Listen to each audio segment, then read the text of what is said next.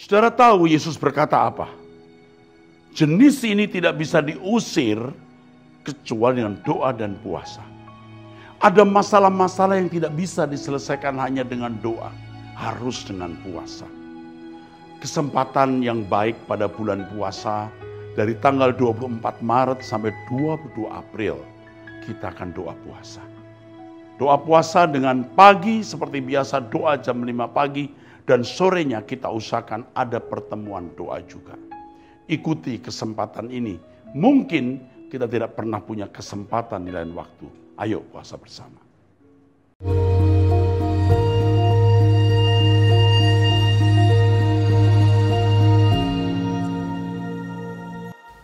Shalom saudara, kita memasuki episode 591. Dari ibu rumah tangga usia 49 tahun, Kalimantan. Salam Pak Erastus, puji Tuhan, saya sering mendengar khotbah-khotbah Pak Eras dan saya sangat sepakat dengan khotbah-khotbah Pak Eras karena selama ini saya hanya sering mendengar khotbah tentang berkat dan berkat. Bukan perubahan diri untuk sesuatu yang kekal. Dari Truth ID ini saya banyak belajar dan berusaha merubah karakter saya yang menurut saya masih banyak perlu diperbaiki. Ya.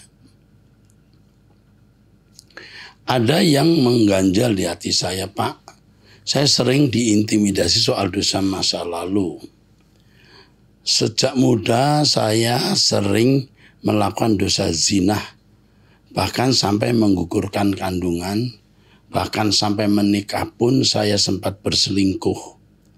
Tapi suami saya sangat menyayangi saya, Pak. Dia tetap menerima saya dan sekarang anak-anak saya sudah besar. Yang pertama perempuan usia 22 tahun, sudah bekerja dan sambil kuliah. Yang kedua laki-laki usia 19 tahun, sedang kuliah. Dan akhir-akhir ini saya sering kurang baik pencernaan saya, tapi diperiksa dokter semua baik. Jujur saya juga pernah kepahitan dengan mertua perempuan dan adik ipar perempuan. Kadang saya merenung apakah saya masih simpan kepahitan, tapi menurut saya sudah tidak ada dendam dan saya sudah bertobat, Pak, tidak melakukan hal-hal yang dulu lagi. Sekarang saya sungguh takut akan penghukuman Tuhan, oleh karena saya nggak mau berbuat dosa lagi. Tapi saya masih terintimidasi apakah saya layak masuk langit baru, bumi baru. Saya sering takut, Pak. Oke. Tuhan berfirman, jangan mengandalkan kekuatan dan pikiranmu sendiri. Kalau Tuhan sudah mengampuni, Tuhan pasti melupakan. Kalau Tuhan melupakan, kita tidak berhak mengingatnya kembali. Kamu harus mengalahkan pikiranmu sendiri. Ya. Kamu harus mengalahkan pikiranmu sendiri dan mengatakan kepada dirimu sendiri, Allah sudah mengampuni dan Allah sudah melupakan. Tidak ada yang bisa melarang saya untuk juga melupakan dosa masa lalu saya, karena memang Tuhan sudah mengampuni dan melupakan. Kalau Tuhan sudah mengampuni, siapa kita? Tidak mengampuni diri kita sendiri. Percayalah kepada firman Tuhan dan jangan percaya kepada pikiran dan perasaanmu sendiri. Oke, itu jawaban saya. Dari Jemaat GKLI ya, Rio, anak 4. 3 laki-laki, 1 perempuan. Salam, selamat malam Pak Pendeta Erastus. Akhir-akhir ini saya sering nonton di channel Bapak Erastus. Saya sangat terberkati atas keterangan-keterangan Bapak melalui channel YouTube Bapak. Pertanyaan saya, Pak, ini kalau ada seorang laki-laki menikah 3, kalau ada seorang laki-laki menikah 3, kalau dengan detailnya 3 kali ya, 3. Istri pertama laki-laki ini masih hidup dan istri kedua telah meninggal. Dua-dua istrinya tidak diberkati di gereja atau belum sah secara agama. Nah, istri yang ketiga dari laki-laki ini sah secara agama. Pertanyaan saya, Pak, yang mana yang sah, istri laki-laki di antaranya istri yang ketiga ini, Pak? Dan apakah istri ketiga ini layak atau bisa jadi penatua pelayanan di gereja, Pak? Pasti istri yang ketiga ini sekarang menjadi hidup bersama. Kalau sudah hidup bersama, bertobat, minta pengampunan, Tuhan memberikan pemutihan. Tuhan mengampuni dan melupakan dosa. Tetapi saya ingatkan, kalau mau melayani Tuhan, berhubung ini masa lalumu, ini bisa membuat suami atau laki-laki ini kurang terhormat di mata masyarakat. Yang pertama ditanyakan dulu polisi, aturan, anggaran rumah tangga gereja itu, apakah mengizinkan pria yang latar belakang seperti ini atau istrinya menjadi penatua. Itu yang pertama. Yang kedua, sebisanya mesti punya lingkungan yang baru, yang tidak pernah mengenal masa lalu Anda. Tetapi jika tidak, sebenarnya Tuhan juga sudah mengampuni dan melupakan. Hanya harus siap kalau mendapatkan cibiran orang atau bully orang terhadap masa lalu kita. Ya harus siap. Jangan sakit hati. Dan itu menjadi motivasi kita untuk tidak melakukan kesalahan lagi. Jadi istri yang ketiga, hiduplah bersama dengan laki-laki ini dalam damai sejahtera. Minta pengampunan, Tuhan mengampuni, Tuhan memutihkan, dan mulailah hidup baru. Ya, oke. Itu jawaban saya. Dari wanita usia 30 tahun, usaha kecil. Salam, saya baru saja menemukan channel Truth ID belum lama ini. Saya tertarik dengan konten Abam. Ada yang ingin saya tanyakan tentang gereja tempat saya ibadah. Gembala kami tidak pernah membawakan isi Alkitab dengan menyeluruh, mayoritas tentang hal-hal berkat yang ujung-ujungnya pasti perpuluhan. Alhasil saya selalu double nyari-nyari kebenaran firman lewat khotbah online dari banyak gereja, dan disitulah iman saya mulai bertumbuh. Lucu padahal saya sudah Kristen dari lahir, tapi baru kenal Tuhan sungguh-sungguh di usia saya sampai kepala 3, ya 31, umurnya 30 tahun. Kebetulan saya aktif pelayanan sebagai pemain musik. Saya sedih mau pindah gereja, tapi ini kota kecil, dan kalau saya pindah maka pelayanan musik itu akan sangat sedikit. Karena saya pelayanan setiap minggu. Bagaimana ya Pak? Kami sudah doakan gembala kami, tapi sudah bertahun-tahun tidak berubah. Selain itu, gembala kami ada 2, yang tua dan yang muda, ibu dan anak menantu. Mereka berdua itu suka berselisih dan menunjukkan perselisihan itu di mimbar. Why? Beberapa kali ada jemaat baru datang, tapi akhirnya mereka cuma ikut sekali ibadah. Karena isi khotbah sudah tidak berbobot, dan selalu endingnya adalah perpuluhan. Sebagai jemaat harus bagaimana? Datangi ibu gembala, beritahu bagaimana kebenaran yang kamu belajar dari Truth ID. Itu langkah pertama dan diharapkan dia bisa berubah. Tapi jika tidak, sebaiknya kamu pindah gereja. Kamu tidak akan bertumbuh di situ. Ya, itu jawaban saya. Sebaiknya pindah gereja. Tapi ingat, datang dulu, bicara dulu, ya. Setelah itu sebaiknya kau pindah gereja. Atau beri waktu gembalamu untuk bisa berubah. Lalu kamu menggarami orang-orang di gereja itu dengan kebenaran yang kamu terima dari kami. Lakukan itu. Sampai titik di mana Tuhan mengizinkan kamu keluar, kamu keluar. Buat persekutuan sendiri, buat gereja sendiri, atau mendukung pelayanan gereja yang senafas dengan Alkitab. Tidak terus-menerus perpuluhan. Gereja seperti yang you miliki ini gereja yang menjadi perusahaan untuk cari uang semata-mata. Tidak mendewasakan jemaat, tidak membawa jemaat ke langit baru, bumi baru. Memprihatinkan sekali memang. Oke, dari wanita. usia berapa tidak ditulis. Pak Eras, saya selalu setiap mendengarkan khotbah setiap pagi, satu kerinduan ingin didoakan Pak Eras secara langsung. Pak Eras, pendeta saya ingin bertanya apakah saya berdosa atau tidak sebagai seorang anak. Pak Pendeta, saya ingin bertanya apakah saya berdosa atau tidak sebagai seorang anak. Jadi saya ini dari kecil bersama ibu saya. Ayah kami tinggalkan kami dan memilih hidup sendiri bersama keluarganya. Dari kecil kami harus menelan pahitnya hidup karena dibedakan dalam keluarga besar. Ibu, karena hanya kami yang tidak punya sosok ayah. Bahkan setiap berkumpul keluarga, saya bersama saudara saya dan ibu, kami selalu menjadi bagian dapur. Hal itu selalu membuat saya menangis dalam hati. Seandainya kami punya bapak, pasti tidak begini. Tapi apakah daya kami tidak bisa melawan takdir kami harus begini? Saya memilih merantau ke Papua hidup bersama Saya suka duka saya lewati demi mengangkat wajah ibu saya. Meskipun kami ditinggal oleh ayah kami seorang aparatur sipil negara ya, ASN. Oke, saya potong dulu di sini.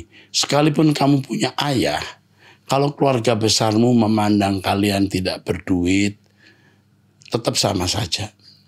Ini masalahnya bukan karena Anda tidak punya ayah. Masalahnya karena Anda ekonominya lemah. Biasanya begitu. Bukan karena tidak punya ayah, karena Anda dipandang tidak memiliki ekonomi yang baik. Saya harus tunjukkan bahwa saya bisa berhasil menjadi seorang sarjana. Tuhan memberkati saya selesai kuliah, bekerja dan menikah. Tuhan begitu baik memberikan seorang suami yang memiliki kekuatan dan begitu menyayangi saya dan ibu saya, bahkan semua keluarga. Berjalannya waktu ketika itu saya dihubungi oleh ayah kami untuk membantu beliau dalam keuangan. Ketika itu perasaan saya campur aduk. Saya takut sekali kalau saya membantu, saya berdosa. Kalau saya tidak membantu, saya berdosa. Tapi kalau saya membantu, saya merasa seperti sedang membuat kecewa ibu. Karena saya harus menjaga perasaan ibu yang sudah berkorban untuk kami. Tetapi saya membantu dengan diam, Pak Pendeta. Setelah beberapa waktu, ayah kami menghubungi lagi meminta uang. Saya tidak memberi, dan waktu itu ayah kami mulai menjelekkan ibu saya, dan di situ saya tidak terima, langsung memutuskan komunikasi, tidak mau tahu tentang hidup ayah. Bahkan ayah kami mengatakan mengutuk saya karena saya sudah menikah dan tinggalkan agama saya Katolik dan masuk mengikuti suami saya Kristen. Maka saya nanti tidak akan diberkati, tidak punya keturunan.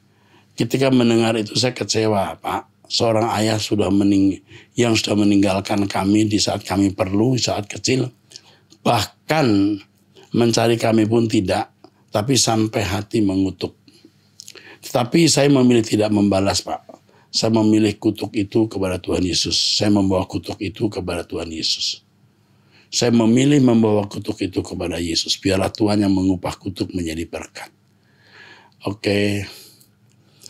Apakah saya bersalah, Pak? Tidak, kamu tidak bersalah. Ya, kamu sudah bantu dia. Kamu jangan terus-menerus membantu dia. Pria ini pria yang tidak tahu diri. Jiwanya belum lengkap, belum utuh. Saya tidak mengerti ada pria seperti ini. Masih mau menjelekkan ibu kamu. Kamu tentu harus berpihak kepada ibu. Bukan tidak membantu sama sekali. Tetap harus membantu. Tapi ada batasnya. Tidak terus-menerus. Mengenai kutukan itu tidak akan terjadi dalam hidupmu. Kami patahkan dalam nama Yesus Kristus kutukan itu. Diberkatilah kamu. Ya, kamu sudah melewati hari-hari yang sulit bersama ibumu. Jalani terus bersama dengan ibumu. Tuhan menyertai, Tuhan melindungi kamu. Amin.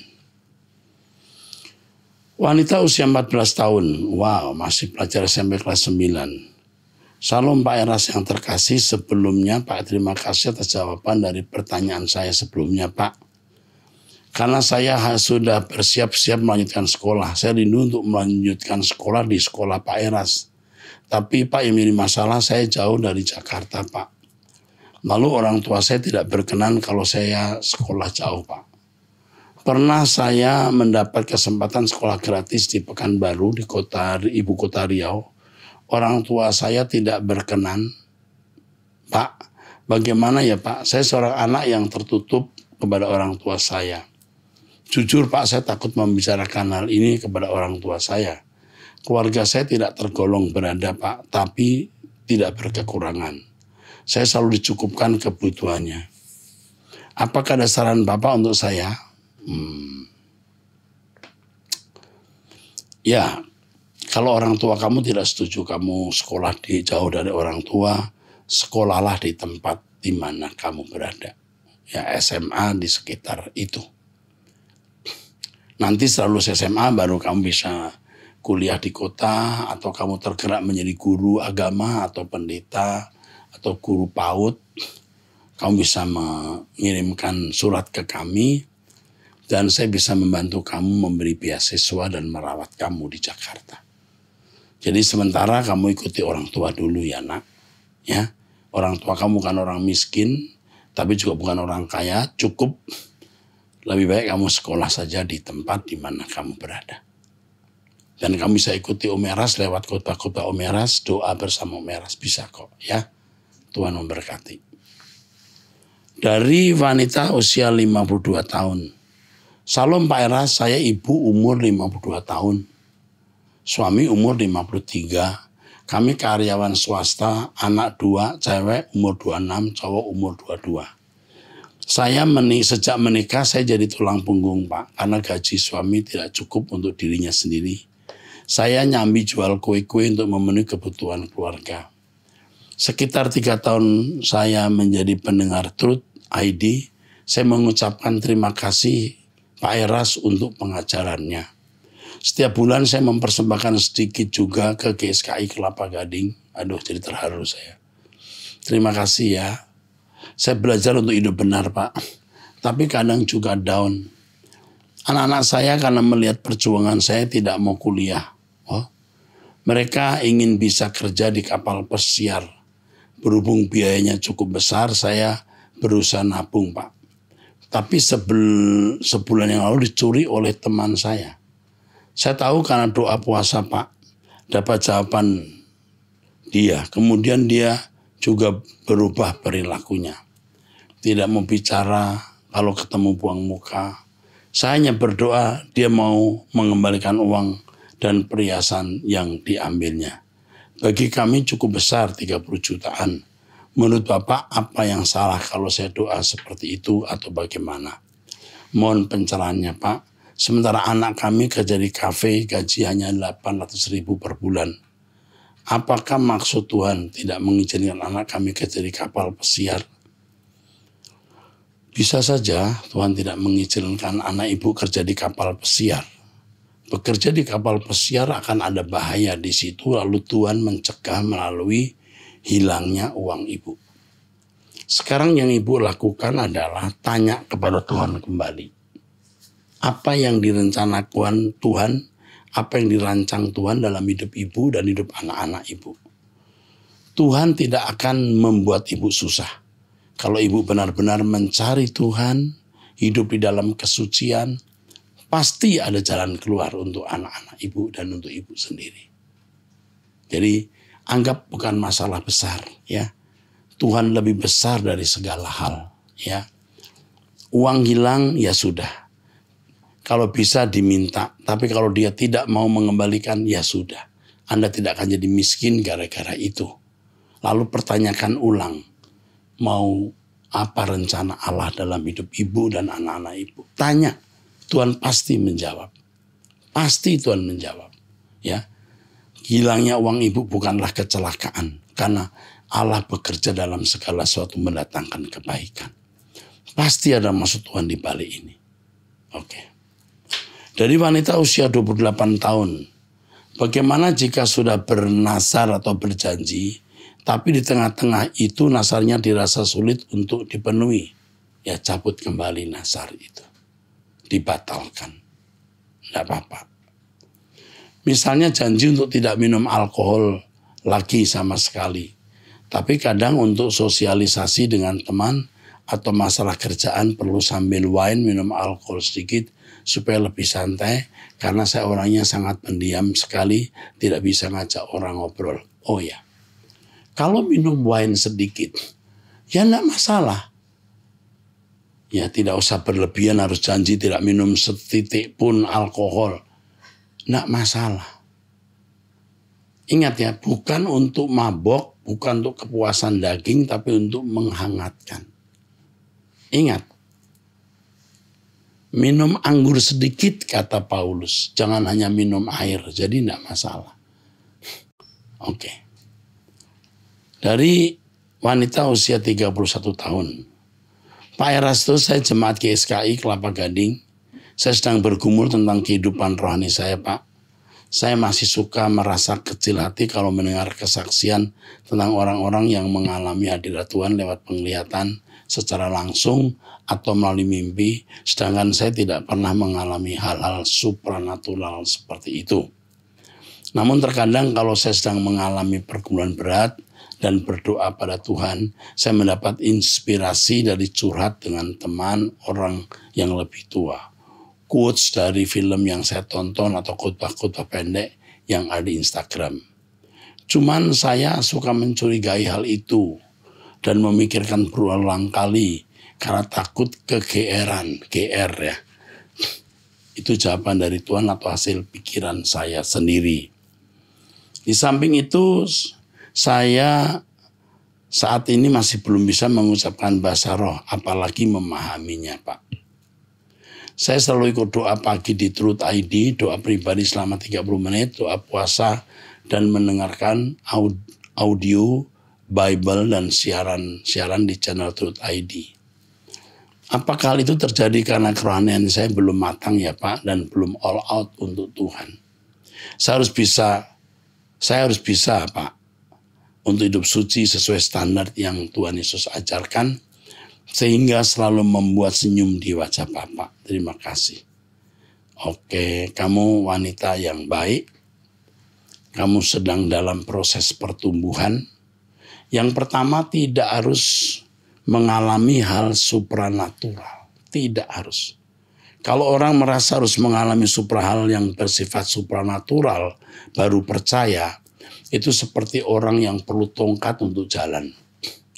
Tuhan berfirman, berbahagialah orang yang percaya walau tidak melihat.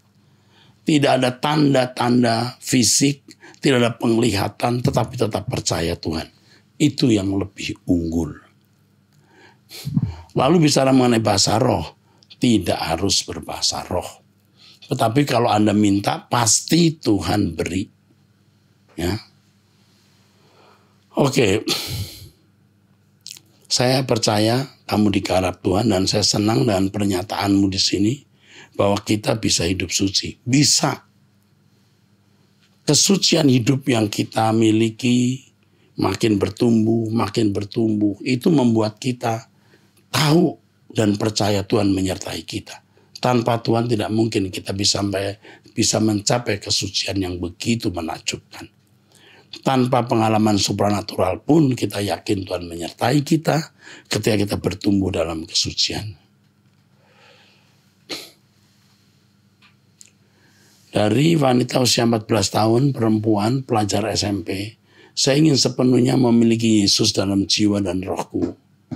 Oke sayang, nanti ada orang yang membimbing kamu ya nak. Kamu umur segini luar biasa. Ikut khotbah Om Eras ya nak. Ikut doa Om Eras, kamu akan jadi orang yang luar biasa ya. Dari wanita usia 14 tahun, namanya Esther, pelajar SMP. Nanti akan dibimbing oleh orang kami. Puji Tuhan. Dari wanita usia 44 tahun, sudah menikah 1 anak. Salam Pak Eras, saya memiliki 21 tahun. Anak maksudnya ya. Oh, ya ini wanita usia 44 tahun. Ini saya tinggal di USA sejak 2 tahun lalu karena kerja dan menikah dengan orang lokal di sini. Maaf sebelumnya ya Pak kalau kesepanjangan. Saya sudah gagal 2 kali dalam pernikahan. Pertama menikah dengan pria Islam. Kedua menikah dengan orang asing yang masih terikat pernikahan dengan istri di negaranya.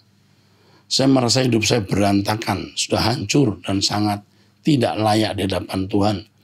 Karena kecerobohan saya di masa lalu. Walaupun sejak 2010 saya berusaha untuk mendekatkan diri ke Tuhan dengan selalu mengikuti semua ibadah yang Pak Eras adakan.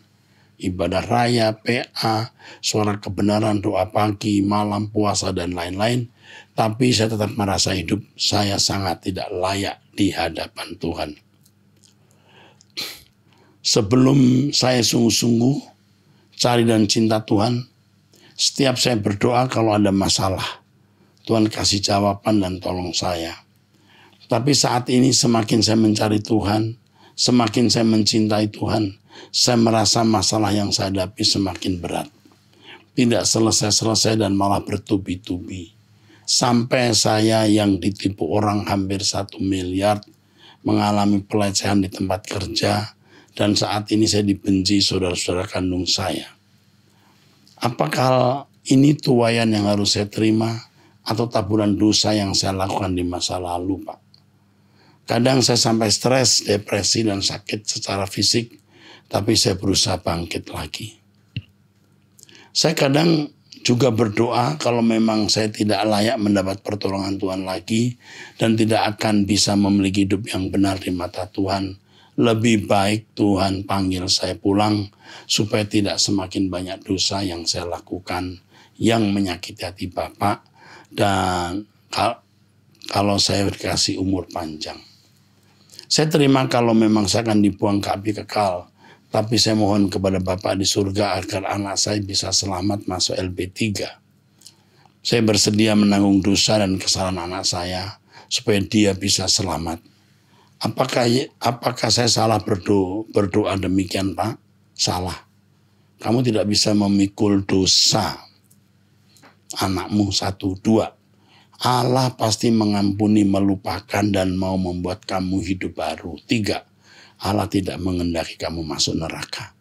Kamu jangan terintimidasi oleh pikiran kamu yang tidak benar itu. Ya. Apa yang harus saya lakukan, Pak, supaya bisa finishing well di mata Tuhan? Karena saya merasa terlalu berdosa dan selalu gagal menyenangkan hati Tuhan, hati Bapak dan Tuhan Yesus. Mohon doanya untuk saya dan keluarga saya, Pak. We love you, Pak Eras. Tuhan memberkati. Tuhan menolong wanita ini. Bapak Yahweh menolong wanita ini. Dalam nama Tuhan Yesus Kristus. Sebesar apapun dosamu, Tuhan sudah mengampun dan melupakan. Ya, sebesar apapun dosa kesalahanmu, Tuhan sudah mengampun dan melupakan. Jadi kamu tidak perlu ingat-ingat lagi. Forget it. Okay? Hidup, living in new life. Hidup di hidup yang baru. Tuhan tidak melihat siapa kamu dulu, tapi Tuhan melihat kamu hari ini dan bisa menjadi apa kamu nanti. Mulailah sekarang berjalan. Ingat, Tuhan sudah mengampuni dosamu. Tuhan sudah melupakan, Tuhan mau kamu bisa diubah. Tuhan tidak mengendaki kamu masuk neraka. Kamu masuk surga bersama anakmu dan orang-orang yang kamu kasihi. Oke. Terakhir, dari wanita usia 55 tahun. Saya pecinta suara kebenaran dan komunitas doa pagi. Izin bertanya. Bagaimana pandangan teologis Pak Eras terhadap pengajaran tentang masa-masa prapaskah yang dilakukan gereja-gereja, yaitu ibadah Rabu, Abu, mengoleskan abu ke kening jemaat, ibadah Kamis Putih, dan ibadah Sabtu Sunyi. Adakah makna yang bisa diambil dari ibadah itu? Mungkin mereka yang melakukan ibadah ini memaknai hal tersebut. Tapi kalau di gereja yang saya gembalakan, saya sendiri tidak melakukan hal itu karena saya tidak bisa memaknai hal itu. Yang saya maknai adalah bagaimana kehidupan Yesus kita hidupkan di dalam diri kita. Itu cukup. Agama Kristen bukan agama seremonial, bukan agama ritual. Kekristenan jalan hidup, hidupnya Yesus yang kita harus jalani, cukup itu. Ya, demikianlah jawaban saya. Tuhan memberkati. Sampai jumpa di episode yang akan datang.